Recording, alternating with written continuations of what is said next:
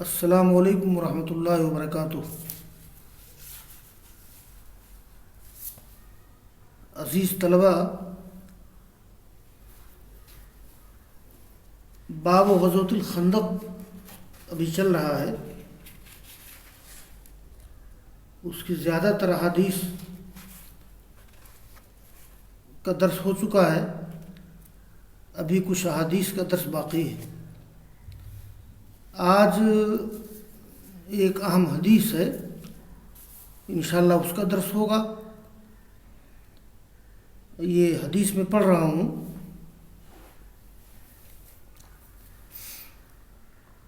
قال امیر المؤمنین فی الحدیث محمد بن اسماعیل البخاری رحمہ اللہ حدثنی ابراہیم بن موسیٰ قال اخبرنا ہشام عن معمر عن الزہری عن سالم عن ابن عمر قال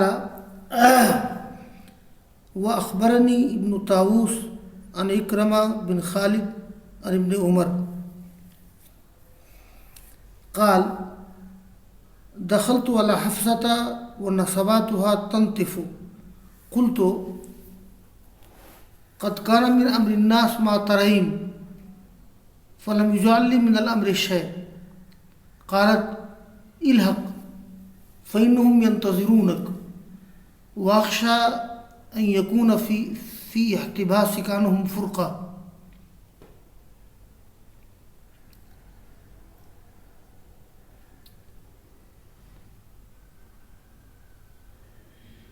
فلم تدعه حتى ذهب فلما تفرق الناس خطب معاوية قال من كان يريد أن يتكلم في هذا الأمر فليطلع لنا قرنه فلنحن أحق به ومن أبيه قال حبيب بن سلمى فهلا أجبته قال عبد الله فحللت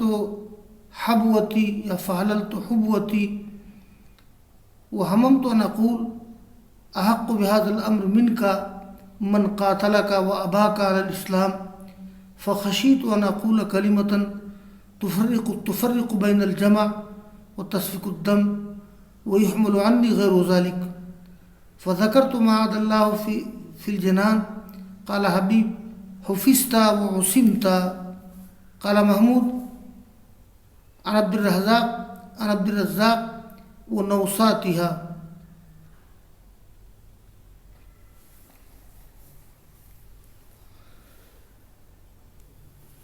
یہ جو حدیث ہے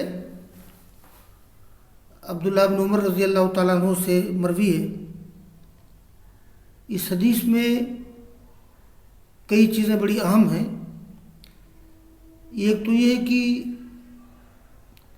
اس میں معاویہ رضی اللہ تعالیٰ عنہ کے خطبے کا، ان کی ایک تقریر کا ذکر کیا گیا ہے، اور اس موقع پر عبداللہ بن عمر رضی اللہ تعالیٰ عنہ کی ایک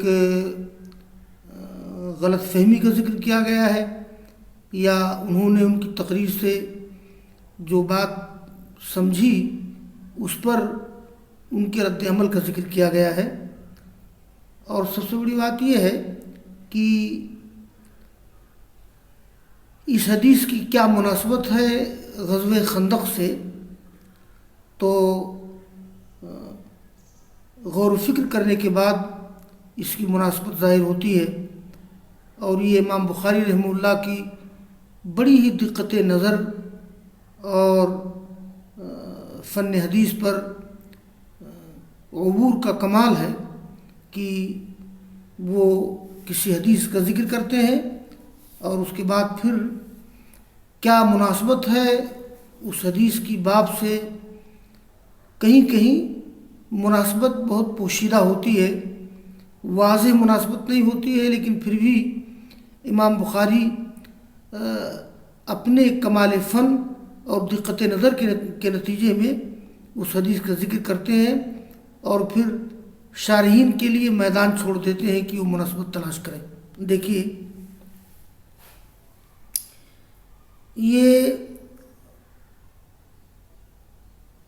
امام بخاری رحمہ اللہ نے دو سند سے ذکر کیا ہے۔ ایک تو امام بخاری کے استاد ابراہیم بن موسیٰ، ان کے استاد ہشام، وہ معمر سے روایت کرتے ہیں، وہ زہری سے، وہ سالم سے، ابن عمر سے۔ اور ایک سند اور ہے کہ مجھے خبر دی ابن طاووس نے اکرمہ سے، اکرمہ بن خالد سے، ابن عمر سے۔ ابن عمر کہتے ہیں دخلت علی حفصۃ ونسواتها تنتف، یہ لفظ نسوات ہے یا نوسات ہے، لغوی طور پر یہ قابل غور ہے۔ دیکھیے نسوات کا لفظ نہیں صحیح ہے بلکہ نوسات صحیح ہے، جیسا کہ حدیث کے آخر میں محمود نے عبدالرزاق سے روایت کیا ہے، وہ نوسات ہوا، نوسات اصل میں نوسات واحد نوستن، بال کا جوڑا، یہی صحیح ہے، نسوات نہیں صحیح ہے۔ میرا خیال ہے کسی راوی سے تصحیف ہو گئی ہے، قلب ہو گیا ہے، بجائے نسوات کے اس نے نوسات کہہ دیا ہے، تو وہ نسوات ہوا یعنی وہ نوسات ہوا، مانا ہے وہ ظفائر ہوا، ان کے بال کے جوڑے پانی ٹپکا رہے تھے، یعنی حفصہ رضی اللہ تعالی عنہ نے غسل کیا تھا، ان کے سگے بھائی ہیں عبداللہ بن عمر، وہ پہنچے تو بیان کیا کہ حفصہ کے بال پانی ٹپکا رہے تھے، یعنی بال سے پانی ٹپک رہا تھا۔ تو میں نے کہا، ابن عمر کہتے ہیں قد کان من امر الناس ما ترین، لوگوں کا جو معاملہ ہوا آپ دیکھ رہی ہیں، فلم یجعل لی من الامر شیء، میرے لیے اس معاملے میں کوئی چیز نہیں کی گئی ہے۔ یہ امر سے مراد ہے امر خلافت، یعنی میرے لیے امر خلافت میں سے کوئی چیز نہیں کی گئی ہے، مجھے بالکل شریک نہیں کیا گیا ہے۔ قالت، یہ کب کا واقعہ ہے؟ یہ اصل میں سن 37 ہجری کا واقعہ ہے، جنگ صفین کے موقع کی بات ہے، جب لوگ اکٹھا ہوئے تھے حکومت کے سلسلے میں اور آپس میں اختلاف کیا تھا، اختلافی مسائل میں اکٹھا ہوئے تھے، اور اس میں مکہ اور مدینہ کے جو باقی صحابہ کرام ہیں وہ بھی اکٹھا ہوئے تھے۔ تو یہ اسی موقع کی بات ہے، معاملہ چل رہا تھا امر خلافت کا کہ خلافت کے حقدار کون ہیں، معاویہ ہیں یا علی ہیں۔ تو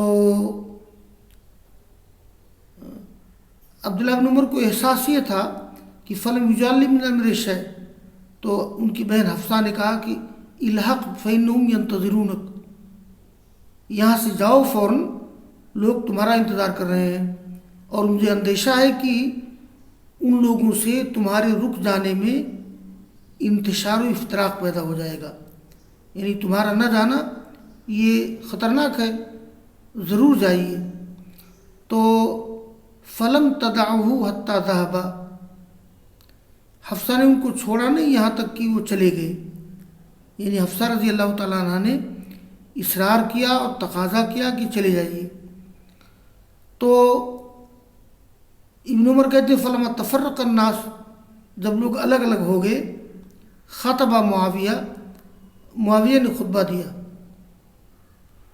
حافظ ابن حجر لکھتے ہیں کہ خطبہ معاویہ رضی اللہ تعالیٰ عنہ عام 37 من الہجرہ فی صفین یوم اجتماع الناس علی الحکومہ فیما اختلفوا فیہ حینما اجتمع بقایا الصحابہ من الحرمین وغیرہما۔ یہ معاویہ نے خطبہ دیا تھا سن 7 ہجری میں مقام صفین میں، جب لوگ اکٹھا ہوئے تھے حکومت کے بارے میں، جو اختلافات چل رہے تھے، اور اس میں اکٹھا ہوئے تھے مکہ اور مدینہ کے بقایا صحابہ کرام اور دوسرے لوگ۔ اس موقع پہ معاویہ نے خطبہ دیا، خطبہ معاویہ تو قال، دیکھیے جنگ صفین کا ایسا موقع ہے کہ خلیفۃ المسلمین علی رضی اللہ تعالیٰ عنہ ہیں، اور علی رضی اللہ تعالیٰ عنہ کی خلافت سے پہلے عثمان بن عفان کو سبائیوں نے بے دردی سے قتل کر دیا تھا، اور ان کے قاتلین نے حضرت علی کی پناہ لے لی تھی، اس لیے کہ وہ اور کہاں جاتے۔ اب معاملہ یہ ہوا تھا کہ حضرت علی کی خلافت منعقد ہو گئی، معاویہ رضی اللہ تعالیٰ عنہ جو شام وغیرہ کے گورنر تھے، تو انہوں نے علی رضی اللہ تعالیٰ عنہ سے عثمان رضی اللہ تعالیٰ عنہ کی خون کے قصاص کا مطالبہ کیا، اور پھر حکومت اسلامی اختلاف سے دوچار ہو گئی کہ حکومت کس کی ہو کس کی نہ ہو، اس لیے کہ عثمان رضی اللہ تعالیٰ کی شہادت کے بعد ایک تو جنگ ہوئی، جنگ جمل، جس کی قیادت ایک طرف عائشہ کر رہی تھی، دوسری طرف علی کر رہے تھے، اس کی تفصیل تاریخی کتابوں میں موجود ہے۔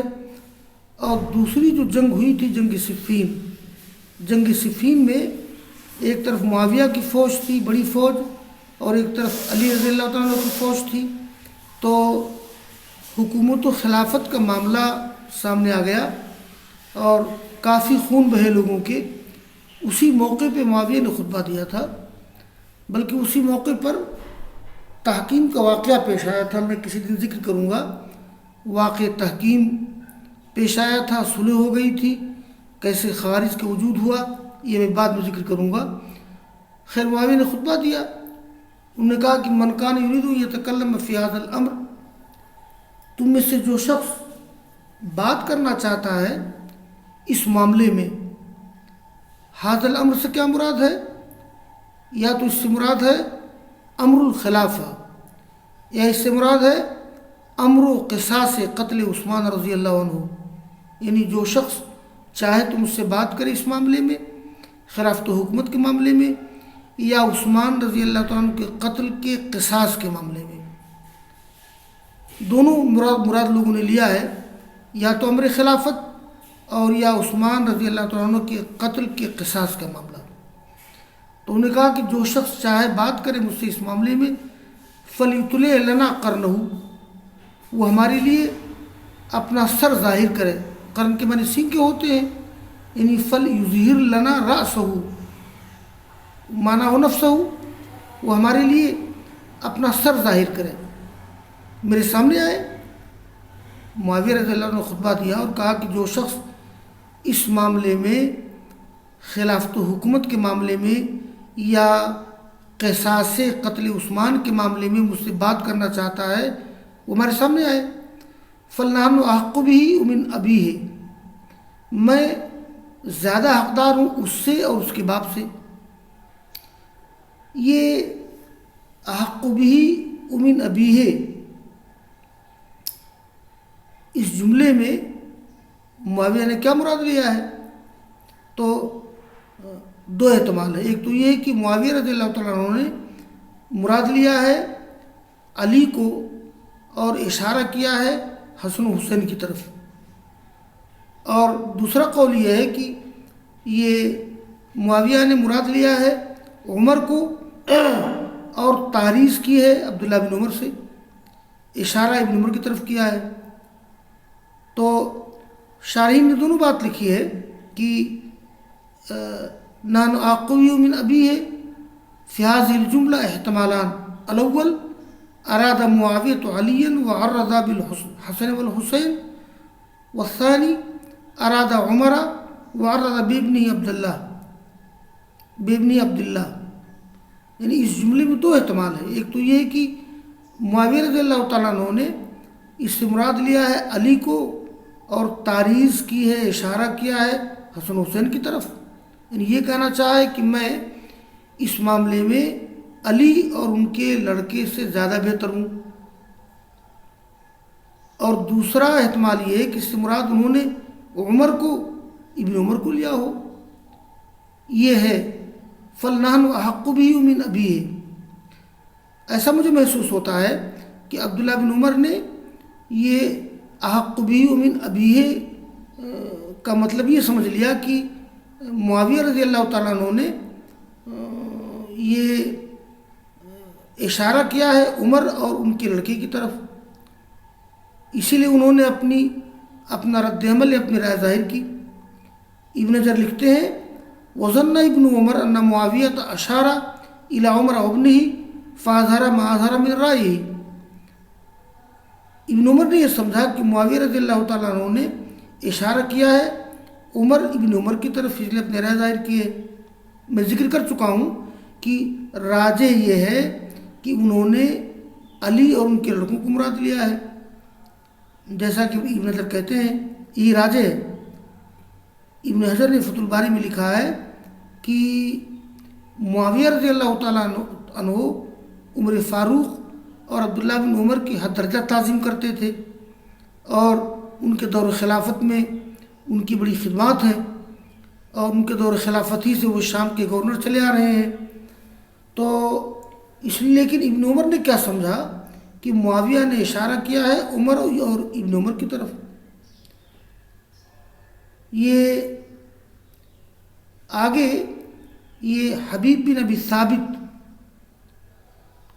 یہ حبیب بن مسلمہ یا حبیب بن ثابت کی روایت میں بھی آیا ہے، ابن عمر نے کہا کہ فما حدثت نفسی بالدنیا قبل یومئذ اردت ان اقول له یطمع فیہ من قاتلک واباک علی الاسلام حتی ادخلکما فیہ۔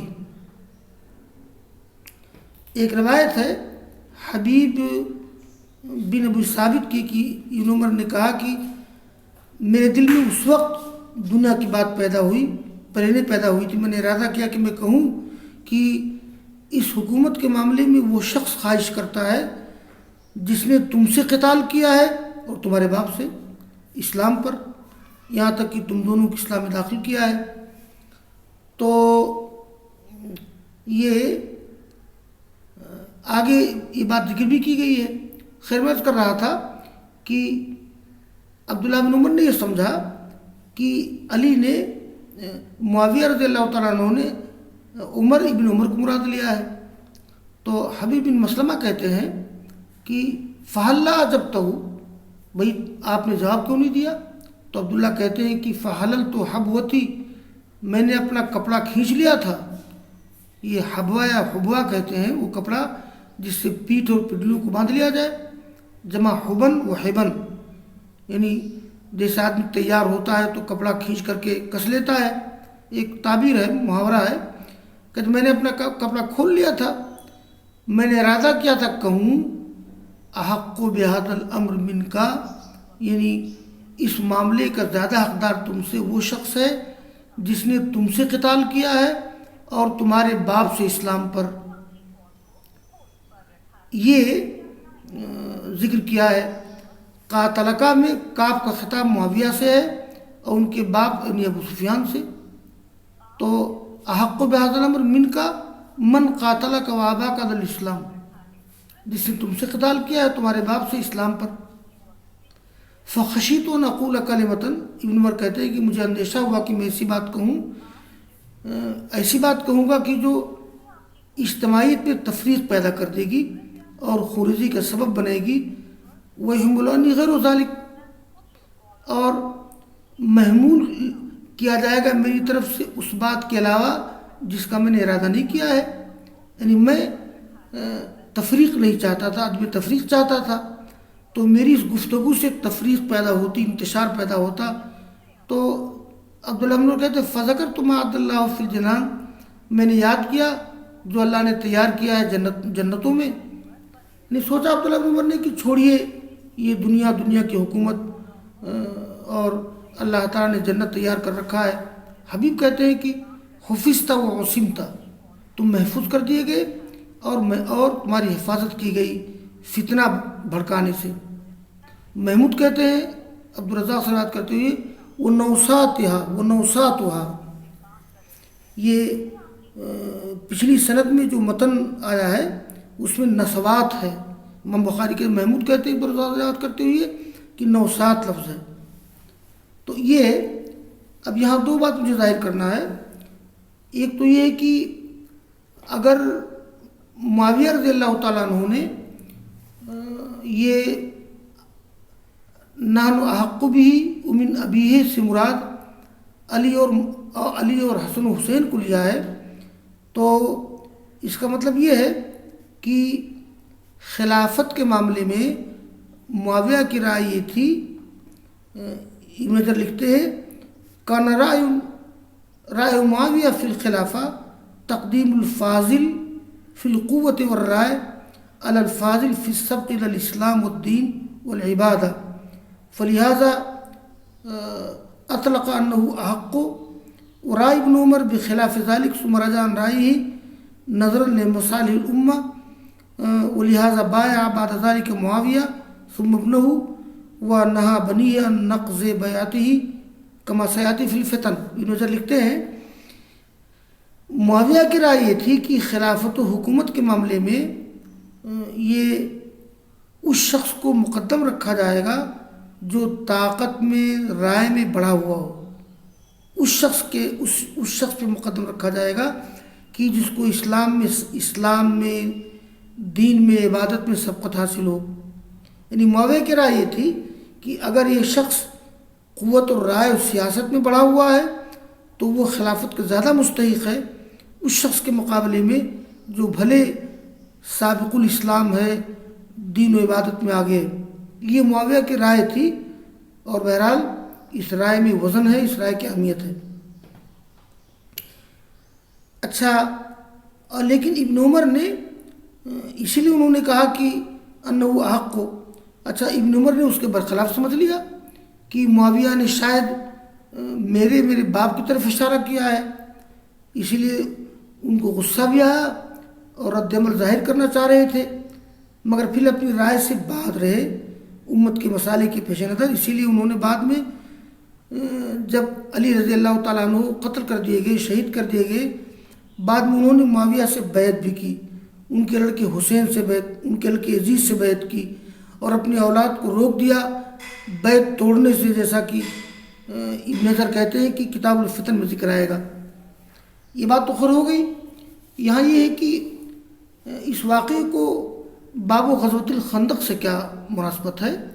تو مناسبت اس ٹکڑے سے ہے من قاتل کا و آبا کا الاسلام، یعنی اس امر خلافت، ابن عمر نے کہا اس امر خلافت کا مستحق تم سے وہ شخص ہے جس نے تم سے جنگ کی ہے اور تمہارے باپ سے اسلام پر.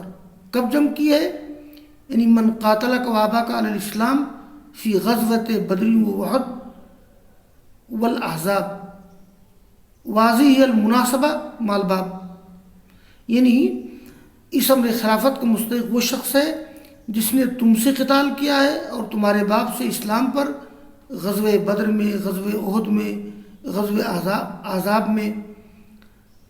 اس لیے کہ یہ معاویہ اور ابو سفیان رضی اللہ تعالیٰ عنہ یہ غزوہ بدر، غزوہ احد اور غزوہ احزاب میں مسلمان نہیں ہوئے تھے، یہ لوگ بعد میں مسلمان ہوئے ہیں. تو عبداللہ بن عمر کے دل میں یہ بات آئی تھی کہ میں کہہ دوں کہ احق بہذا الامر من کا من قاتل کا و آبا کا الاسلام. اس ٹکڑے کو مناسبت ہے باب غزوۃ الخندق سے، بڑی لطیف اور بڑی باریک مناسبت ہے. اس لیے کہ عمر رضی اللہ تعالیٰ عنہ وغیرہ نے جن لوگوں سے قتال کی تھی، جن کفار و مشرکین سے، اس میں ابو سفیان وغیرہ بھی شامل تھے اور ابن عمر نے اشارہ اسی طرف کیا ہے. تو یہ آج کا درس مکمل ہوا. میں انشاءاللہ پھر اس کے بعد جو ہے یہاں ایک معاملہ رہ جاتا ہے جنگ صفین کے موقع پر تحکیم کا. واقع تحکیم کیسے پیش آیا، خوارج کا وجود کیسے ہوا، اور واقع تحکیم کو مولانا مودودی صاحب وغیرہ کس طرح سے بہت ہی غلط انداز سے پیش کرتے ہیں. میں انشاءاللہ اس کا ذکر بعد میں کروں گا. وآخر دعوانا الحمدللہ رب العالمین.